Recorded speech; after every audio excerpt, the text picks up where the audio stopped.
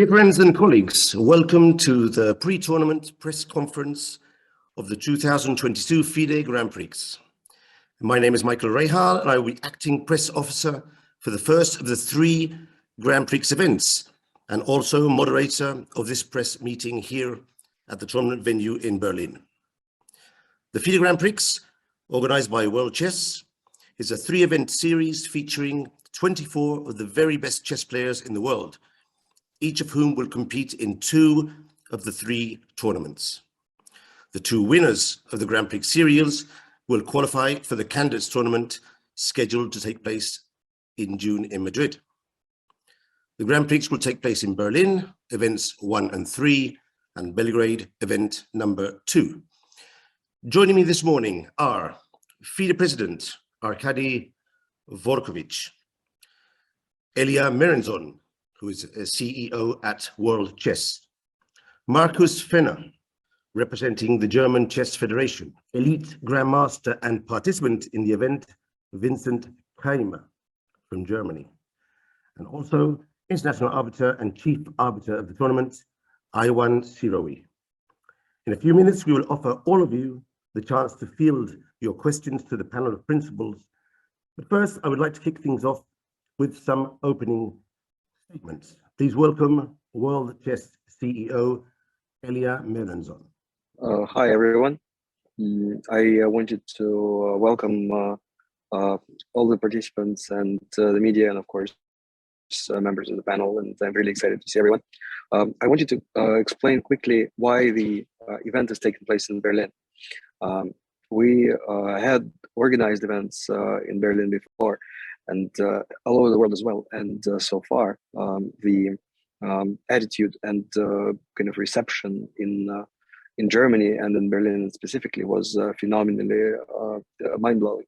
It's always been sold out, and not only about selling out tickets, it's also about players feeling like chess stars, and it's really, really amazing. And also another quick thing to mention is that for the first time, as I remember, Grand Prix is taking place in the purposely kind of set custom-built venue, which will turn into a World Chess Club Berlin to the Grand Prix, meaning that this place will be kind of a chess hub in Europe, hopefully, and everybody, of course, is welcome. And we're really excited to kind of make another chess space in Germany.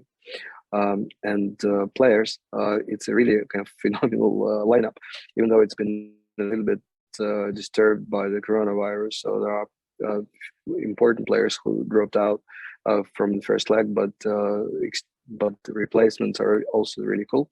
It's Andrei Sipenko, Radislav Wojtaszek, and Pantala Harikrishna. And we're really excited to collaborate with FIDE on this, specifically on the safety. And we hope that the event will be as safe as it can get during these times. And there will be a broadcast on 3 languages, Russian, German, and English.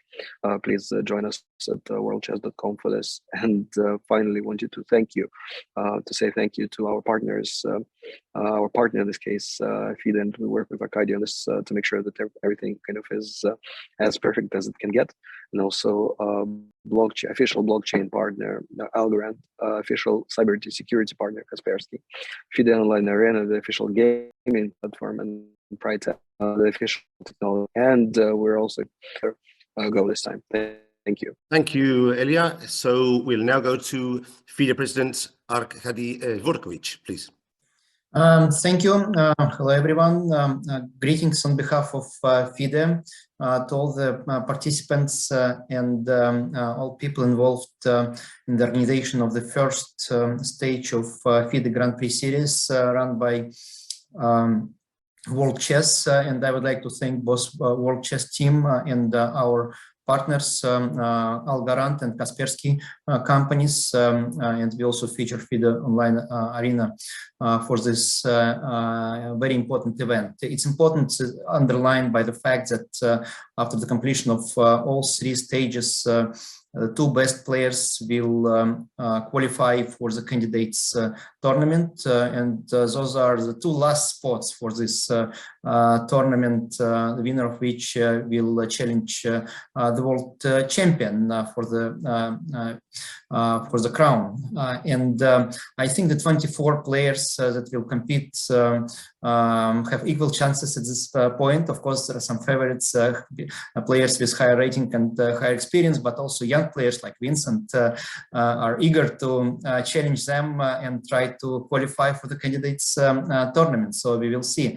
Of course, the pandemic creates its own difficulties and restrictions, and it's very unfortunate that some players had to withdraw, and we have some substitutions, but those players who substituted the others are very strong and will not diminish the importance of the event, and the level of competition will be very strong still. So I wish strong health to everyone, good luck to the participants, and lots of fun to spectators. And finally, General Secretary of the German Chess Federation, Markus Fenner.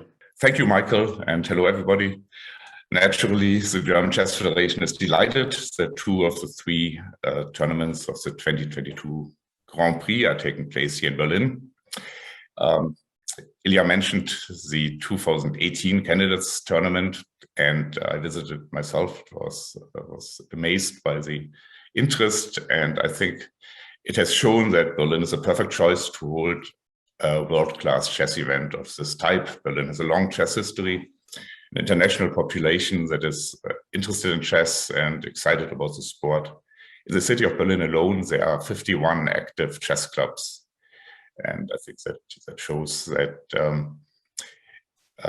it's really a mass sport here in the city. And so we are thankful to World Chess and to FIDE to bring another top chess event to Berlin, and we are hopeful that there will be others in the future. This year, German chess fans will be especially interested in the event and will follow the tournament closely, because for the first time we have a German participant with Vincent Kaymer, our new German #1 chess player. After fantastic event successes in the last year, silver medal at the European Individual Championship and a very strong 5th place finish at the Grand Prix in Riga. He qualified for the event, and I'm sure chess fans for Germany will keep their fingers crossed and wish him well in this tournament. The playing venue is located in the very heart of Berlin. I think there are no better known locations as the crossroads of Unter den Linden and Friedrichstraße. And we are, of course, very happy that the event will open as a chess event space that is open 7 days a week after the Grand Prix is finished.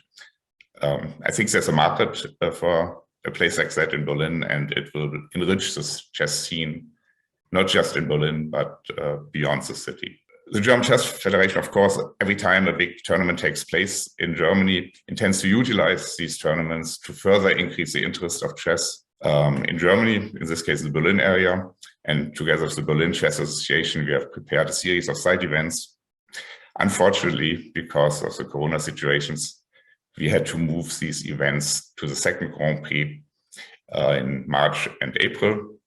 But we are planning to introduce and showcase chess in front of famous locations as the Brandenburg Gate and the Reichstag building. We'll also have a special event for schools that offer chess, so a chess week for schools and special events for women. These are two areas that are especially important to the German Chess Federation. Already beginning tomorrow, already in this Grand Prix, we are very excited to produce the official German language broadcast for the Grand Prix. On our Twitch channel, Schach Deutschland TV, well-known players and chess streamers will not only comment the games, but also offer backgrounds and background information about the players in the tournament. So live footage will be available of the playing hall, the opening moves, the post-game interviews, and we are happy to have a very strong set of commentators, including members of our national women's team Elisabeth Pätz and Josefine Heinemann, Grandmaster Sebastian Siebrecht, Germany's top chess streamer, Georgios Soulidis, known as the Big Greek, and Gary Leuch from Winnie's World. Again, thank you to World Chess and to FIDE for bringing the Grand Prix to Berlin. Thank you all very much. It's time to give the floor to our media representatives who are in the other Zoom room. They have forwarded their questions to me, and I will convey them now to each principal. So I'd like to start off with a question for our elite Grandmaster Vincent Kaymer. Vincent, from Stefan Korsen, who's writing from Kolnisch Rundschau. Many players believe playing in your home country is rather a disadvantage because you might be distracted. How is this for you? Do you feel inspired playing in Germany, or might the big interest in your person be a problem, which could make it more difficult to keep focused?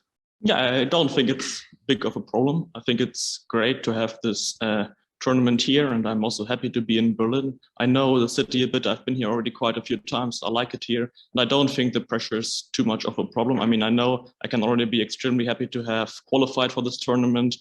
I never expected it, and so I'm already happy to be here and hoping to learn as much as possible from this experience. Thanks, Vincent. Let's get to another question from Match TV for Mr. Dvorkovich. What was the reason for Dingling and Droning not being able to perform in the tournament? Thank you. Andreikin informed us about the positive COVID test, and that's a clear reason for not coming. Unfortunately, as we can see now, the Olympic Games in Beijing, dozens of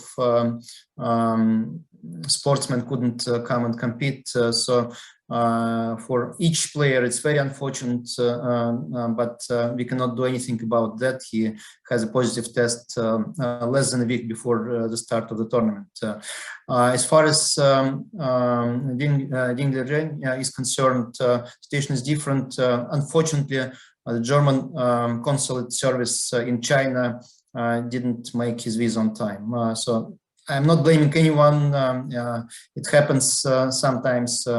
And we very much hope that he will get his visa for his next tournaments, but he is unable to come to Europe this time because of lack of visa. Thank you, Mr. President. A question for Ilya Merenzon. Ilya from Match TV. This is the first time you've had a Grand Prix during a pandemic. What specific difficulties did you encounter?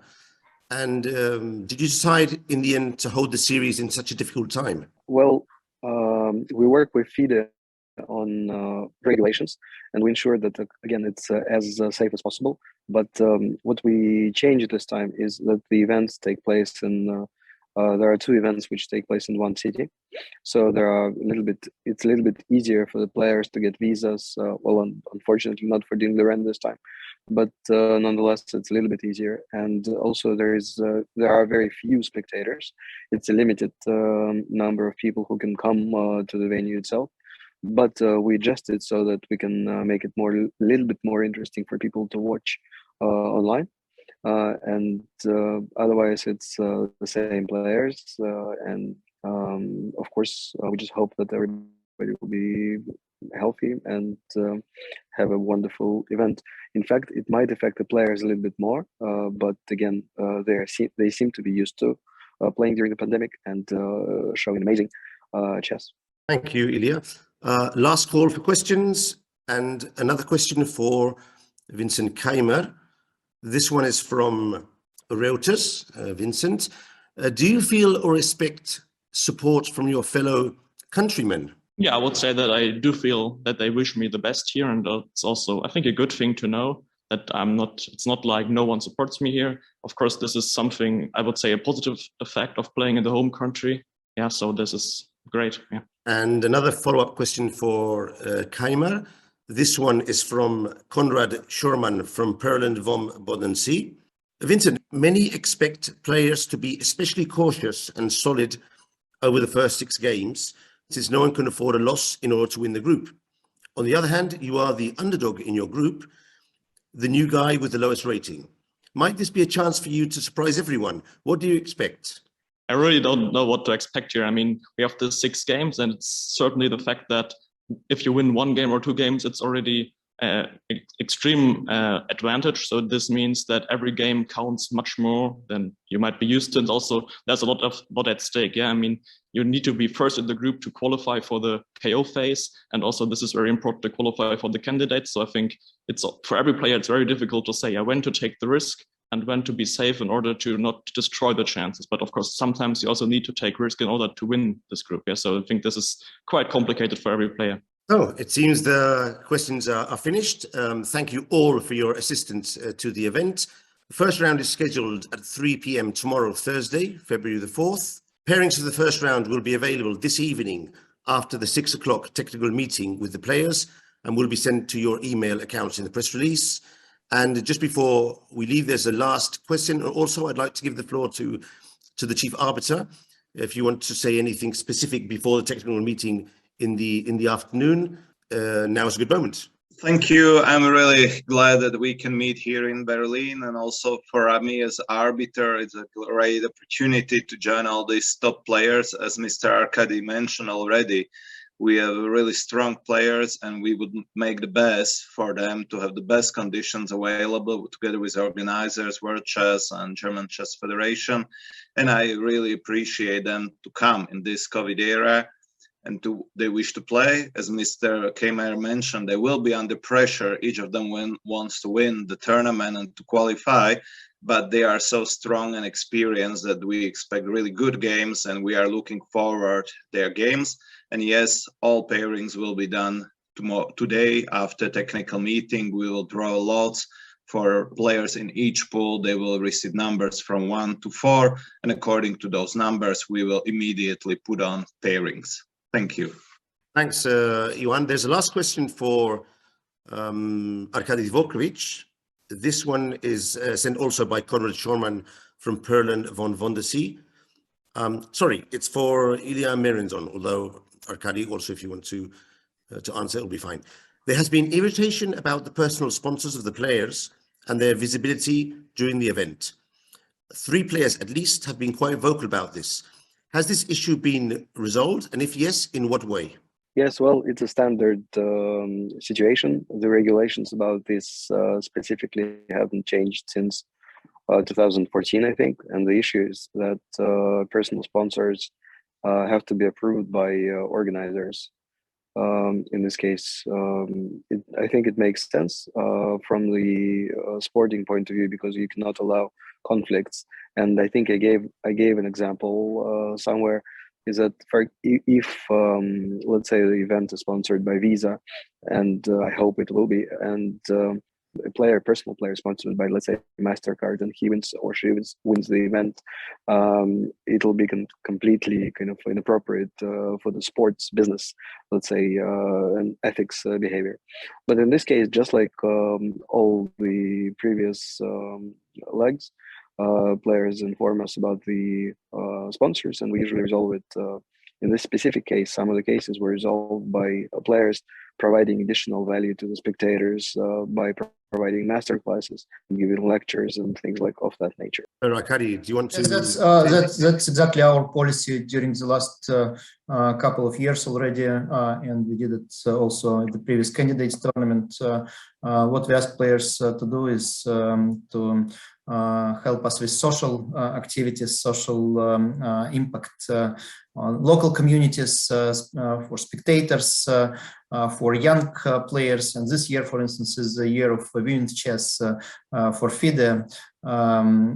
So we ask many players to help us to reach out to women chess players, to the new audiences, and that's the thing we will continue to do. And if this helps players also to keep their individual sponsors at this tournament, that's win-win situation. So that's good. Thanks, Arkady. There's a last question for the organizer, for Merenzon. This one is from Ulrich Stock from Zeit. Merenzon, Berlin is a corona hotspot. How do you prevent players from getting infected during the tournament? Hello, Ulrich. It's a pleasure to have a question from you. And we just go by German sports regulations. So there's nothing spectacular. We test players daily, and we advise them, let's say, to wear masks, but they're not obliged during the games. And we keep them separate, and so we just follow the standard German sports code to the letter. And of course, we also advise them to keep in their rooms and try to be cautious. Thanks, Ilya. So, with this last question, we will finalize this press conference.